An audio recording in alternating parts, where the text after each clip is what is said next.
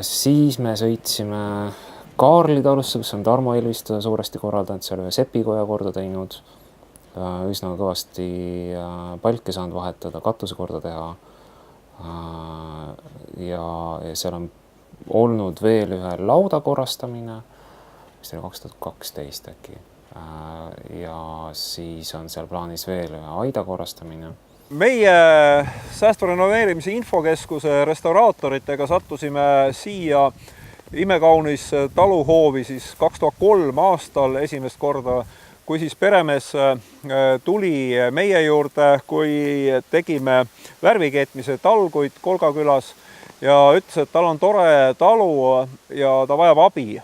Et alustasime siin samamoodi värvikeetmisega ja punane keeduvärv, mis mitte ainult ei kaunista, vaid tegelikult kaitseb väga hästi neid palkmaju. Et vanimad sellest ajast meil ju säilinud ongi, kui neid ikkagi kaitsma hakati. Et selles talus on säilitatud, hoitud ka veel vana keeduvärvi retsept, mille järgi omal ajal nad ise valmistasid ja palkidel on näha, et nad on olnud Eesti ajal veel viimati punase keeduvärviga värvitud. Edasi tuli nagu tõsisemad väljakutsed vastu võtta. Sepikoda, mis siis oli peaaegu et hävinenud, kokku vajunud. Ja edasi kolmas suurem laager, mis meil oli siin aidata hoonetel alumisi palke vahetada, teha siin parandusteid, et see temaatika läbi võtta. Ja hiljem veel üks hoone restaureerimine, lauda taastamine tuli siin koostöös Vabaõhumuuseumi ja restaureerijate ühendusega. Aga talu enda kohta, et talu traditsioonid on lisaks olemasolevale materiaalsele, mis on hästi säilinud, ka lugusid säilitatud. Väga tähtsad on siin talu asutaja, kes siis olid kaptenid ja reederid, kes seda talu siin pidasid, Rommi nimi, kellega seda talu seostatakse. See peremees, kes 19. sajandi lõpul, 20. sajandi esimesel poolel siin nagu tegutses, oli Tanel Romm.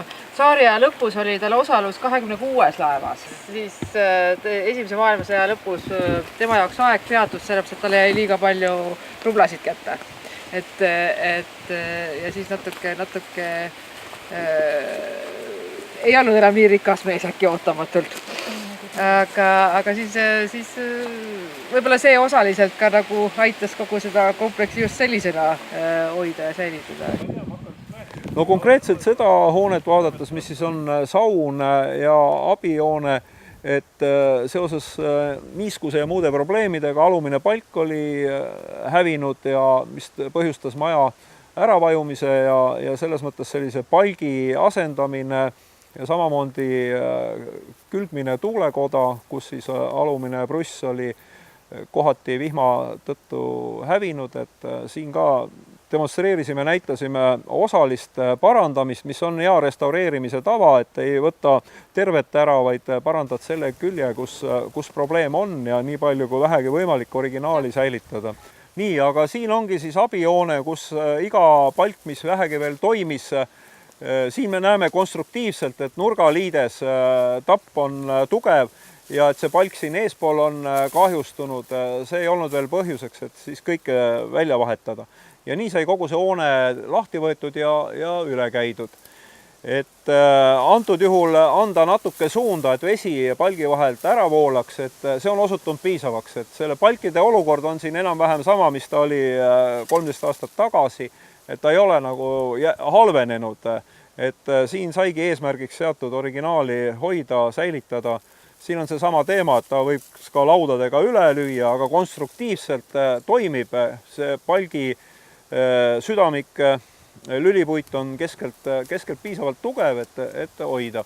Ütleme, mingid ideaalsed materjali pole kasutatud, abihoone konstruktsioonid on lihtsad ja sellest tulebki kinni pidada, et samamoodi kui asendada mõni konstruktiivne detail või konstruktsiooni osa, et siis samamoodi tulebki käituda ja see saigi põhimõtteks võetud.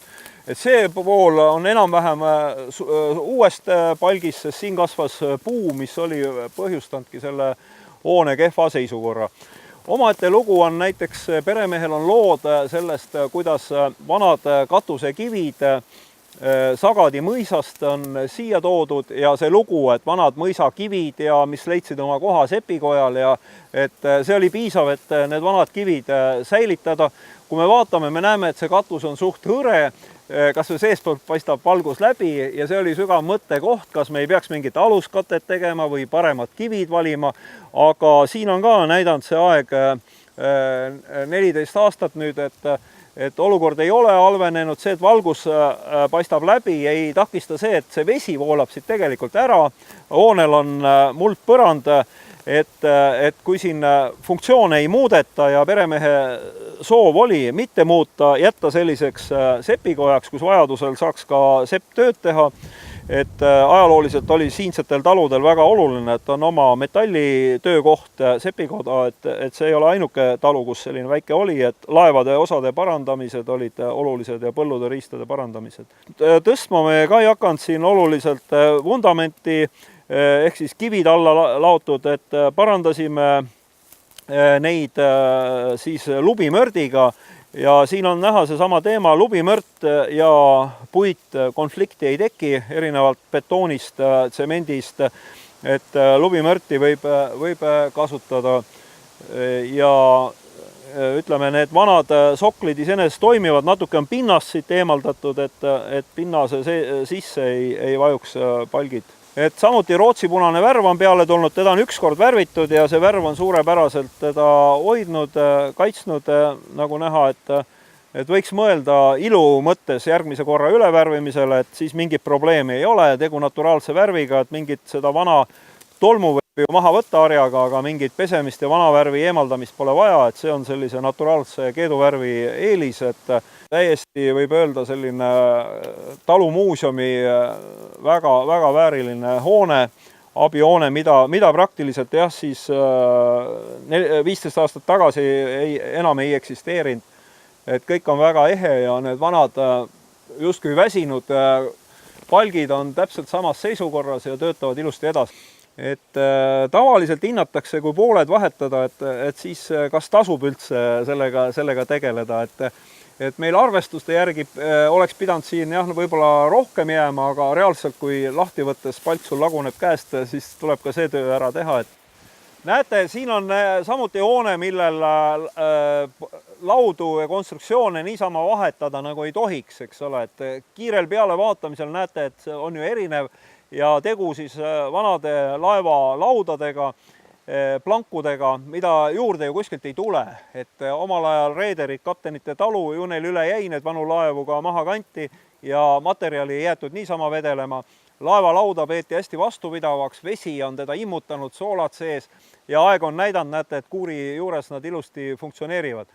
Et siin oli teema katus ja ajutine odav lahendus, mis siis päästab selle olulise hoone kehandi ja ka need hoone väärtuseks olevad laevalauad, et täiesti toimib ja lihtne rullbituumen materjal siis kaitseb selle hoone. Ja selle hoone teine keskkonnaga sobivus lisaks taaskasutusele on, kui teiselt poolt vaadata, see puu kasvab välja otse hoonest, et väga keskkonnateadlik. Ei ole tänapäeva ökoarhitektid selle peale tulnud ja välja mõelnud, et puud kasvavad hoonest välja, et siin on üks väga naturaalne vana näide. See ka, kui me esimene aasta peremehe enda pandud, me juhendasime, et tal omal lauad olemas, et jumala eest pane katus peale, et las ta kaitseb siin asju, et küll hiljem jõuad õigema paremagi panna, aga laudkatus neutraalne ja on kaitsnud nüüd juba siin jah, samuti mingi 16 aastat. Perekonna traditsiooni järgi on see hoone teisaldatud toodud siia, et teisaldamisest annab aimu ka, et näete, märgitud on palgid vanal meetodil, kirvemeetodil ja traditsiooni järgi see võidi tuua ka Soomest, nagu siin teised on rääkinud, igal juhul on teda liigutatud, aga hoone valmimis aasta on siin peal 1745 ja see on huvitav, et see numbrid tulevad esile ja need numbrid ei ole nagu välja voolitud, vaid sellepärast, et nad on värviga kaetud, on see pind vähem kulunud. Näete, värv kaitseb ja kaunistab, et puit on säilinud reljeefseks muutunud siin, kus on aastaarv peal. Et omaaegne jällegi lihtne hoone, nagu näha, selline heinaküün, et ja hein siia sisse panna. aga õigesti hoitud, tuulduv. Pole tarvis lisada, et palgid on õigel ajal, vähemalt talvel langetatud. Tollel ajal muud võimalust ei olnud tõenäoliselt, aga see on tegelikult väga oluline. Et miks talvine palk parem on? Et sageli arvatakse ekslikult, et talvel on kuivemad palgid, et tegelikult uuringud on näidanud, et ei ole, et nad on pigem niiskemad, märjemad, puit on varudomal tõmmanud, aga puitul on looduslik, loomulik kaitse, ta tõmbab lisaks talvevaruga endale sisse ka sellised looduslikud antiseptikud, mis siis aitavad tõesti puidu muuta bakteritele, seentele ebameeldivamaks ja kaitsta ja sellepärast talvel langetatud puit on väärtuslik ehitusmaterjal. Siis 2010 aastal me tegime sellise koolituse, kus meil oli nädal aega oli palgikoolitust. Joosep ja Oskar juhendasid ja siis oli vahepeal nädal aega tööd ja siis tuli teine katusekoolitus otsa ja see oli ikkagi rekordiliste numbritega koolitus, sellepärast et mina pole pärast ikka 34 palgimeest, kirvemeest näinud, aga 34 kirvemeest tegi siin seda koolitust, et nagu erakordselt populaarne ka. Ja see on aastal 2010 tehtud katus nende soontega. Vaadake, kui hästi, vaat kui hea näeb välja võrreldes natuke. Siin väga neid loorberid võtta, sest et selle reaalse ehitustöö tegi Oskar Nõges toona ära, et ma aitasin paberit täita, ma aitasin koolitust teha. Restaureeriti ühistus, jah. Minu osa oli see meeletu koolitus üle elada, kümned inimesed siin platsil, terve see õu oli paksult inimesi täis, me harjutasime nagu kirvestega palkmaja ehitamist ja samal ajal oli kõrvas oli siis Oskar, kes oli mingis sellises mõnusas staadiumis parasjagu nende ridade üles raiumisega ja siis need koolitatavad said natukene seda proovida ja nagu ise sellist väikest käeharjutust teha. Kui te veidikene lähemalt vaatate, siis te ilmselt nagu pragude järgi aimate ära, et kus kohas on uued palgid ja kus kohas on vanad. Selle hoone puhul on tegelikult täitsa üllatav, kui palju seda originaali alles on. Ja Oskar tegi selles mõttes väga tubli töö. Et jah, puidu puhul on täitsa huvitav, kuidas ta võib ikka mõnda aega olla ka ilma käes ja kui ta siis uuesti kokku lappida ja katus peale panna, siis nagu ei olekski vahepeal valesti läinud. Ma arvan, et Oskar sai kõige rohkem vaeva näha selle seinte üles raiumisele lõpuks ja üles jõudmisele, et see katus nagu ühe joone peale tuua. Et sellises mahus nagu asendus teha, siis peab kindlasti asendusmaterjal hea kuiv olema, sest need vajumised tulevad nii ehk naa, aga et ta oleks võimalikult ühtlane see vajumine ja kindlasti tohiks siin toorest kasutada. Ja puussepana ma vist kõige rohkem kardaksingi seda nagu üles jõudmist, et siis kui eelviimane palk on paigas ja jõuad murispuuni, et tervel hoonel ikkagi see üks murispuu saaks, mille peale katust ehitada. Et kui sellel hoone osal on nagu mingi märkimisväärne kõrguse erinevus sellega, siis on jama. Ja selles mõttes Oskar ees müts maha, et on sellega tublisti hakkama saanud.